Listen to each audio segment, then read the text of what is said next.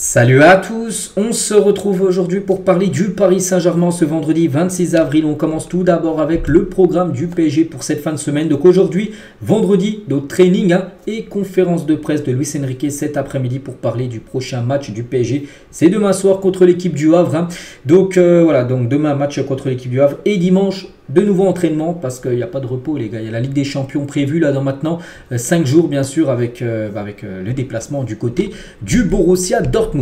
Et concernant l'entraînement les gars, regardez la très bonne nouvelle. Là il n'y a rien à dire les gars. Donc Sergio Rico effectue des tests athlétiques au campus PSG afin d'évaluer son état de forme et programmer par la suite un entraînement adapté. Donc plus d'un an après sa blessure, son accident cheval qu'il a eu les gars, où il est parti comme dans le coma, on avait très peur pour lui.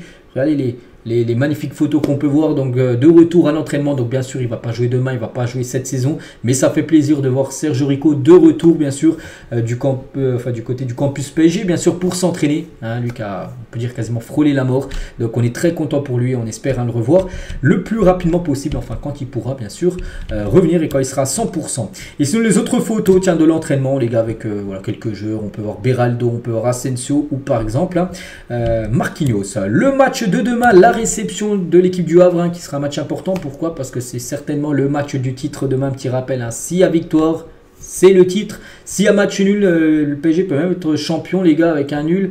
Voilà, tout dépend en gros Monaco ce qu'ils vont faire contre Lyon. Donc voilà, si Lyon bat Monaco, donc voilà, en gros, voilà, si tu gagnes demain, il n'y a pas de question à se poser. Tu es champion de France et en cas de victoire demain contre l'équipe du Havre, ce samedi, aucune cérémonie n'est prévue et le trophée ne sera même pas présent au Parc des Princes. La célébration est envisagée pour la journée 33, donc l'avant-dernière journée de la Ligue 1, parce que l'avant-dernière journée sera au Parc contre qui? Contre Toulouse. Et la dernière journée, c'est un déplacement à Metz. Donc voilà, demain, même s'il y a le titre, il n'y aura pas ce podium, il n'y aura pas les petites coupes, les petits trophées, tout ça. Non, ça sera lors de l'avant-dernière journée de Ligue 1, si bien sûr le titre est obtenu. Mais bon, ça sent très bon. On va parler un petit peu mercato, parce qu'aujourd'hui on est le 26 avril et le mercato, c'est bientôt. N'oubliez pas que là, dans à peu près un mois et demi, les gars, c'est l'ouverture du mercato. Le PSG s'est renseigné à propos de Youssouf Fofana, sans que l'intérêt aille plus loin pour le moment. Mais d'après les journalistes de Foot Mercato, le PSG a des contacts avec Youssouf Fofana. Je me souviens déjà que le PSG avait des comptes, était intéressé par le jeu, on va dire, l'été dernier. Donc, ils vont revenir à la charge dès l'été prochain. Concernant Xavi Simons, donc n'oubliez pas que ce joueur appartient au PSG, mais du côté de Leipzig, eux, ils veulent le garder. Donc, le RB Leipzig est optimiste sur la possibilité de conserver Xavi Simons en prêt une nouvelle saison. Leipzig mise sur sa bonne relation avec Nasser. En cas de transfert cet été, Xavi Simons est estimé à 80 millions d'euros.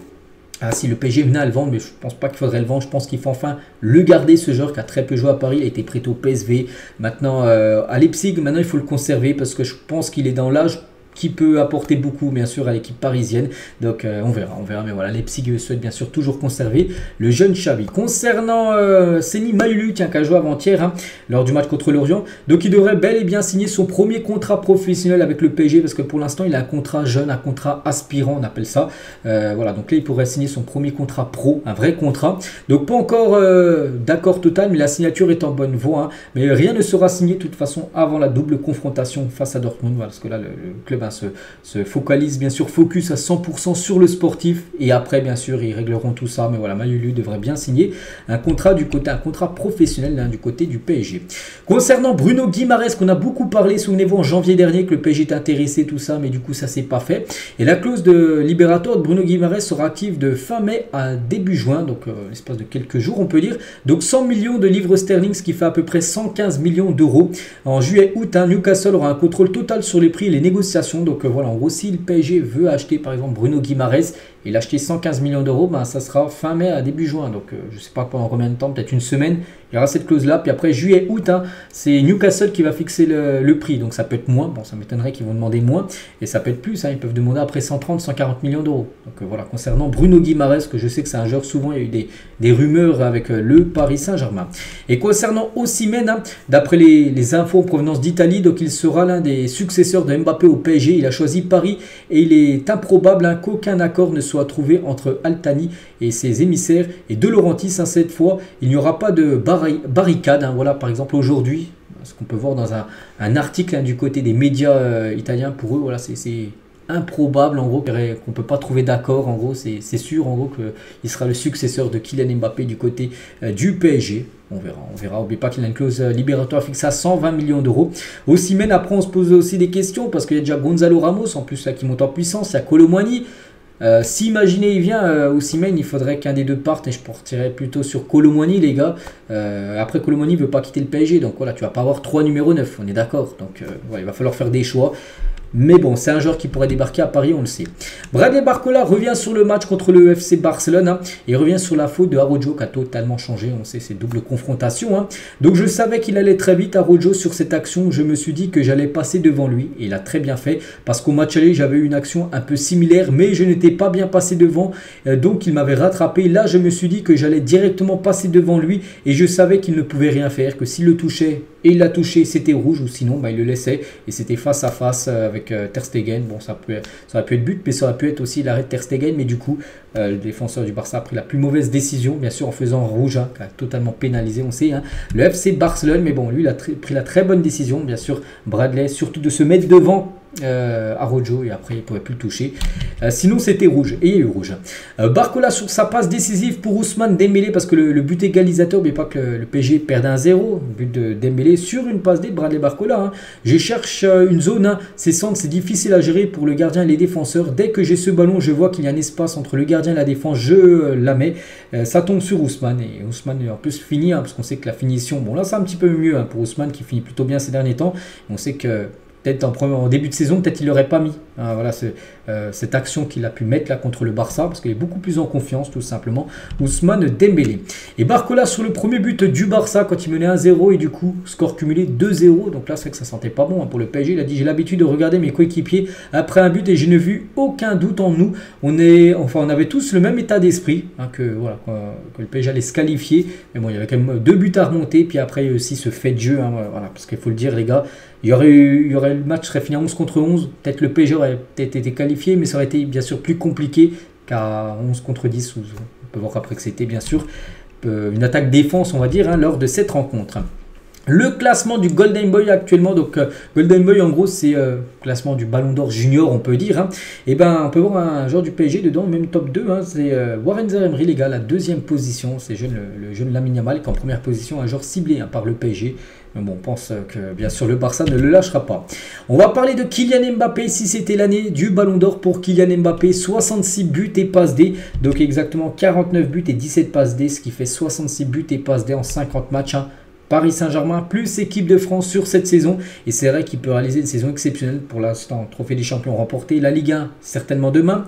Il reste bien sûr la Coupe de France que tu peux gagner, la Ligue des champions et l'Euro. Par exemple, là il gagne les 5 là, c'est sûr et certain déjà que c'est le Ballon d'Or.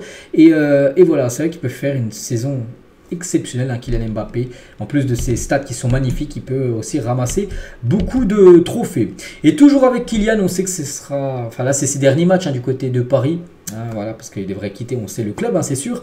Et Mbappé va retrouver le Parc des Princes avec les Bleus le 6 septembre prochain face à l'Italie de Donnarumma. Ce sera un match amical. On peut voir le programme, hein, des Bleus après l'Euro. Donc il y aura un France-Italie, Ligue des Nations. Et ben en gros, ça sera au Parc des Princes ce match. Donc il fera son retour au parc, hein, bien sûr, hein, Kylian Mbappé. Mais on sait qu'en club, il ne jouera plus à Paris, mais dans un autre club certainement, le Real Madrid. Et Mbappé a maintenant marqué plus de buts pour le PSG, 255 buts, hein, du côté de Paris, hein, pour Kylian, que quiconque n'a jamais marqué pour... regardez, tous les meilleurs buteurs, par exemple, on prend en compte le meilleur buteur de l'histoire de Chelsea, je ne sais pas qui c'est, mais par exemple, il n'a pas marqué 255 buts, alors qu'Mbappé, lui, a marqué 255 buts à Paris. Hein. Donc, en gros, il a marqué plus de buts que tous les meilleurs buteurs de tous ces clubs-là, hein, bien sûr, donc incroyable, bien sûr. Hein. Kylian Mbappé, on pense qu'il aura fait toute sa carrière au PSG. Je pense qu'il aura atteint au moins peut-être les 600-700 buts, hein, s'il continue sur cette cadence-là, au moins pendant 15-20 ans. Hein, bien sûr, il aurait pu atteindre cette barre énorme, bien sûr, au moins 700 buts en un club, mais bon, il a pris son choix aussi de quitter l'équipe. Et une info, j'espère que c'est pas vrai, donc c'est Repubblica, c'est un journal italien. Donc le PSG envisage de recruter Marcus Thuram pour remplacer Kylian Mbappé. Donc une offre de 55 millions d'euros pour persuader l'Inter. Déjà Marcus Thuram, les gars, déjà pour revenir en arrière, l'été dernier, le PSG le voulait. Il avait le choix entre le PSG et l'Inter, parce qu'il était libre, hein, il quittait Gladbach en fin de contrat. Et du coup, il avait rejoint l'Inter. Bon, voilà, bien pour lui, parce qu'il a gagné le championnat.